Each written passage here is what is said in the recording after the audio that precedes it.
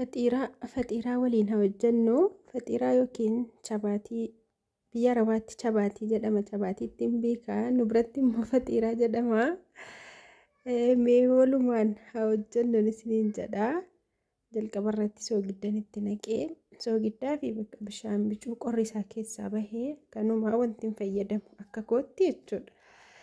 Assalamu alaikum warahmatullahi wabarakatuh. Kabajamtoota hordoftoota Saalihaa YouTube jirra jirtuu nagaa keessanii fayyumaa alhamdulillah nagaa fayyaa kootii isinillee bakka jirtanitti rabbiin nagaa fayyaa isin haa taasisu.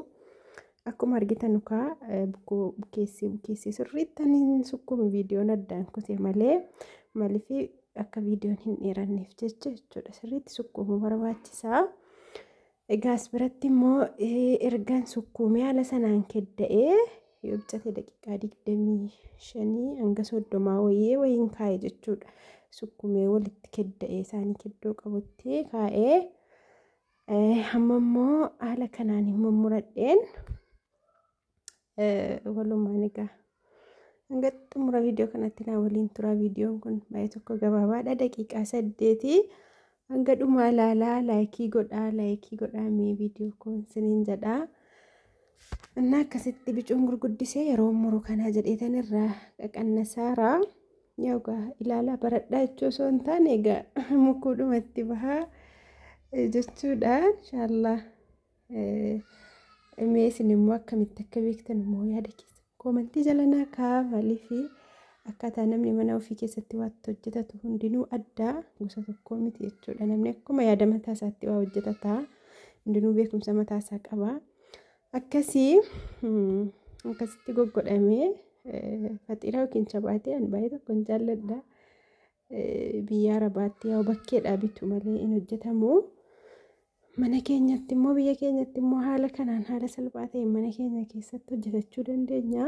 Hojiin isaallee salphaa miti. Xiqqoo yeroo namatti fudhata haa ta'uuti.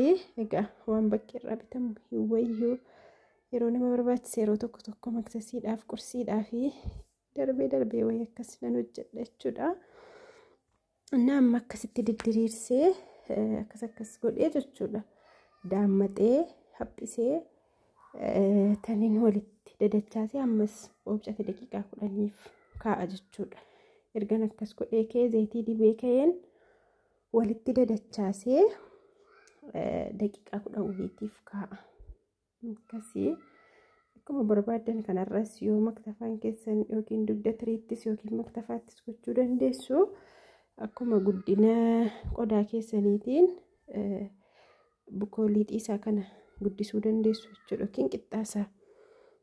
Akkasuma immoo waan irratti tolchitan sana yoo guddaa ta'e kanarra guddisuu dandeessu. Yoo immoo maxxabashaama xiqqoo ta'e akkuma waan mana keessaa qabdanitti wal madaalchisuu dandeessu jechuudha.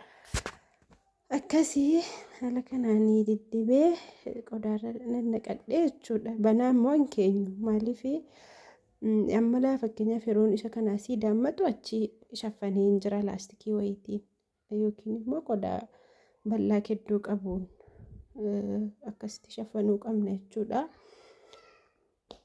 Akkasii yeroo daammatnus haphisuu qabna. Keessoon sagaa haphatee akkasitti babbareeduuf jechuudha.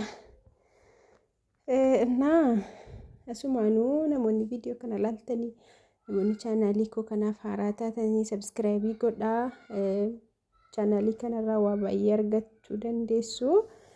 Meeshaalee biyya keessaa gatii meeshaalee garaagaraa namoonni naannoo Jimmaa taatanillee meeshaalee ajajattanii isiniif qopheessuu danda'an. Inshaallah meeshaalee mana keessaa meeshaa guutuu mana keessaa jechuudha. Inshaallah gatii bareedaadhaan meeshaa akka filannoo keessanitti jechuudha. Afataa, firaash jarqii, tiraas jarqii, firaash isaa waliin, tiraas isaa waliin yoo barbaadan, arabiyaa majlisii, meeshaalee farniicharaa guutumaan guutuutti jechuudha. Meeshaa mana keessaa argachuu dandeessu na biraa inshaallah. Ajajadhaa. Lakkoofsi bilbilaa kootii 941 52 74 63 jechuudha. Akkasii inshaallah viidiyoo koo jala keessa deema laalaa kanan dura meeshaaleewwan obboleewwan kootii bitee qaqqabsiisee haala sanaan akkaataa barbaadaniif haala barbaadaniin isin immoo ajajachuu dandeessu inshaallah. Meeshaan egaa dabaluu malee wanti waa tokko hin qannasa jedhamee eegamu wayii hin jiru. Inuma ol dabalaara. Wanti hin qannasama jedhamee eegamu hundi isaayyuu dabalaa deema jechuudha. Akkasii namoonni birrii biyya kaa'attanuu birriin galee biyya taa'urraa waa'een ittiin bitachuu isiniif wayya. Yoo danda'amellee of bira keessanii of bira tursiifattanii doolaarri dabalaa deema gatii ta'e jennaan, sharafni dabalaa deema gatii ta'e jennaan of birallee tursiifachuu isinii wayya malee gaafa biyya galee birriin kaashiin ala lafa taa'u qodaan immoo wanti hundi mana lafa dabalatee meeshaalee dabalatee wanti hundi dabalaa deema jechuudha. Birriin keessan immoo akkasumatti taa'a isiniin dabalu. Garuu immoo yoo nama amanamaa hin qabaanne birriin hin dabalanii akkasumatti baankii maqaa keessaniin akkaawuntii keessanirra isiniif taa'u wayyaa. Nama nyaatamtanii nama wal dhabuu firaan aalii wal dhabuurra birriin kaashiin isiniif taa'u qaba wayya jechuudha. Yoo achi illee nama bira kaa'attanu akkatti kaa'attanu hin qabaanne. Akkasii hamma kun akkuma argitanu haala kanaan daqiiqaa 10 waan akkasii wayiitii tsaarii jira. Amma fuudhee daammatee tan tokkorra kaayetiin jira. Maxbashaa istoofiirra kaadhee jechuudha. Naa haala kanaan isanii sila walitti goggodhe bicuu wayiin didiriirsaa guddiseen diriirsu jechuudha. Hamma maxbashaan koo qabattu wayiittan diriirsaa. Achi kaayetaniin achi bukkeedha istoofiirratti bilchaataa jira. Asii immoo isa kaan immoo jala jalaan daammata jechuudha. Kana booda takka taa'es dhiises rakkoo hin qabu. Taa'us inuma bareeda waan jedhu achumaan daammattanii achumaan maxbashaarra buustanus immoo waa tokko hin jedhu. Maashaallah tabaarakallaa kunoo kana fakkaata jechuudha. Bareedu maashaallah. Akkasitti gaa maxbashaa dhumarra zayitii xiqqoo wayii maxbashaatti dibeetan irra buuse jechuudha. Inni nuu mataa isaatti zayitii qaba gatii ta'e jennaan xiqqooma wayii. Haala kanaan kaabii bilcheeffannee jedhaa jirraa. Egaa irra keessa isaatti waan barbaadan dibattanii nyaachuu dandeessu. Dammas ta'ee dhadhaas ta'ee akkanaanis illee ni mi'aawaa. Akkasitti maashaallah kun xumurree jirraa. Kun akkuma argitanu kuteen isinitti agarsiisa jedheeni achumaan dagadhe jechuudha. Baay'ee tokko bareedaa baay'ee tokko mi'aawaa. Nyaannuun isiniin jedhaa.